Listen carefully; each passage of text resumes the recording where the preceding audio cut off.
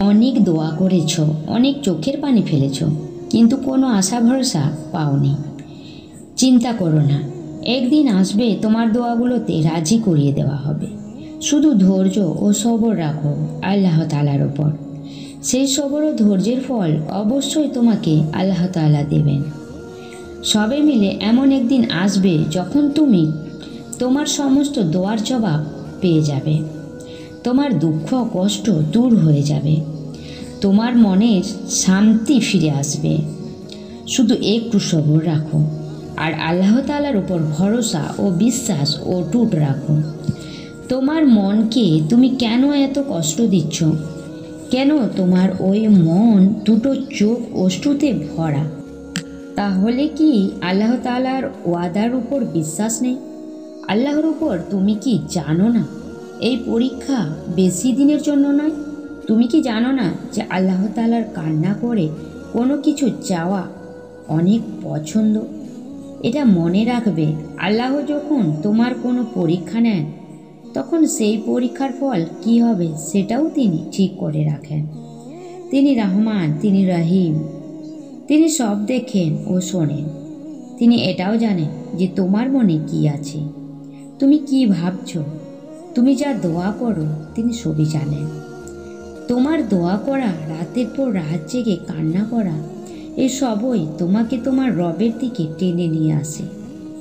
এটা মনে রাখবে, যখন তুমি কোনো চাওয়াকে খুব করে চাইছো কিন্তু সেটা পাচ্ছ না, তাহলে মনে করবে যে সে চাওয়াটা না পেলেই তোমার জন্য ভালো হবে, তাই তিনি তোমাকে দিচ্ছেন না। হয়তো সেটার থেকে উত্তম কিছু তোমার জন্য রেখেছেন, যেটা পেলে তুমি সেটাকেও ভুলে যাবে যেটা তুমি চেয়েছিলে। খুব করে, খুব কান্না করে তিনি নীরব মনের ভাষাকে বুঝেন ও শুনেন। তিনি সেজদাতে কান্নাকারীদের মাথা মেনে নেন। তিনি যদি তুমি চাওয়া ভুলে যাও তো তারপরও দান করেন। তুমি যত বড়ই ভুল করো তিনি মাফ করে দেন। তুমি যদি তার ইচ্ছাতে রাজি হয়ে যাও তাহলে তোমাকে তোমার চাওয়া দিয়ে দেন। তোমাকে তাহাজ্জুদের মাধ্যমে কবুলিয়তের খুশির খবর দিয়ে দেন তিনি। তোমাকে তার নিকটবর্তী করান তিনি। এই দোয়া করার মাধ্যমে তুমি কিছু চাইলে তিনি তা তোমাকে দিতেও পারেন।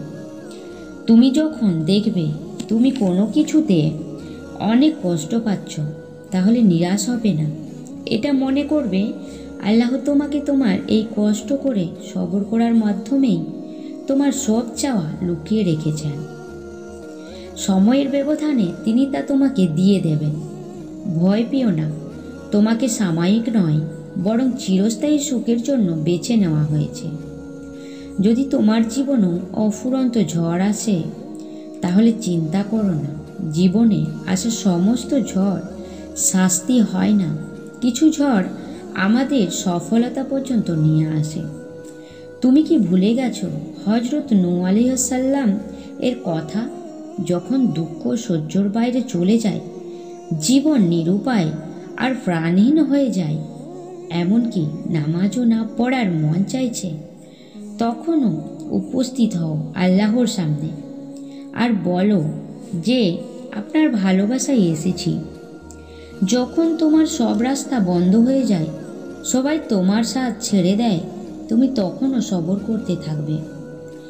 যেটাই হয়ে যাক না কেন, যখন সব কিছু অসম্ভব হয়ে যায় আর তারপরেও তুমি সবর করো, তখন তৈরি হয় গুণের রাস্তা। তখন পাওয়া যায় তাহাজ্জুদের নামাজের ফল। তুমি দোয়া করা কোনো মতেই ছাড়বে না আর এই বিশ্বাসের সাথে চাইবে যে তিনি যে কোনোভাবেই হোক দিবেন। ধৈর্য ধারণ করো, তারপর দেখবে আল্লাহ তাআলা তোমার দোয়াগুলোর জবাব গুণের মাধ্যমে দেবেন। যখন একের পর এক আরশের দরজায় ধাক্কা দেয় তো সবচেয়ে বেশি ভালোবাসা আল্লাহ দয়াময় হয়েই যায়। উনি তোমার সমস্ত অশান্ত রাতগুলো দূর করে দেন আর তিনি তোমার অফুরন্ত দোয়াগুলোরও হিসাব রেখে দেন, যা তুমি তাকে ছাড়া আর কাউকে বলনি। আল্লাহ তোমাকে খারাপ সময় এই জন্যই দেয় যেন তুমি তোমার ভালো সময়েও তাকে মনে রাখো। চিন্তা করো না, তোমার এভাবে কান্না করা ব্যর্থ হবে না।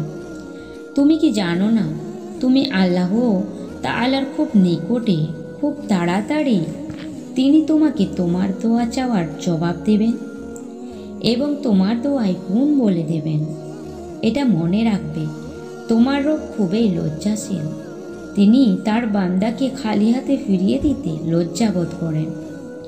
দোয়া করতে থাকো, দোয়া করা বন্ধ করো না, কেননা তিনি পরীক্ষা তাদেরকেই করেন যাদেরকে তিনি ভালোবাসেন। তাহলে এই পরীক্ষা শাস্তি কিভাবে হতে পারে? এটা তো পুরস্কার যে তিনি তার ভালোবাসার জন্য তোমাকে বেছে নিয়েছেন। তার সত্তার উপরে তাওয়াক্কুল রাখো আর সবরের সাথে অপেক্ষা করতে থাকো, আর তিনি তোমার দোয়াগুলোকে রোধ করে দেবেন এমন তো সম্ভবই নয়। যখন তোমার কাছে কোনো কিছুই থাকবে না, তখনও বিশ্বাস রাখো তোমার কাছে আল্লাহ আছে। তোমার তাহাজ্জুদের দোয়াগুলোই তোমার জন্যই এমন রাস্তার মাধ্যম হবে যা তোমাকে কবুলিয়তের সেই স্থান পর্যন্ত নিয়ে যাবে যেখানে তুমি দেখবে তাদেরকে তোমার ভাগ্য হতে যেগুলো পাওয়া তোমার অসম্ভব লাগত। তাই তুমি বিশ্বাস রাখো তিনি আল্লাহ, তিনি কখনো অবিচার করবেন না। তিনি যা করবেন উত্তম করবেন এবং তোমার ভালোর জন্যই করবেন। হে আল্লাহ রাব্বুল আলামিন, দুনিয়ার সমস্ত মুসলিম উম্মাহকে যে যেখানে কষ্টে, বিপদে, দুঃখে, সমস্যায় আছে সকলের সমস্যাকে দূর করার তৌফিক দান করুন। সকলকে সঠিক পথে সঠিকভাবে পরিচালিত হওয়ার তৌফিক দান করুন। আমিন।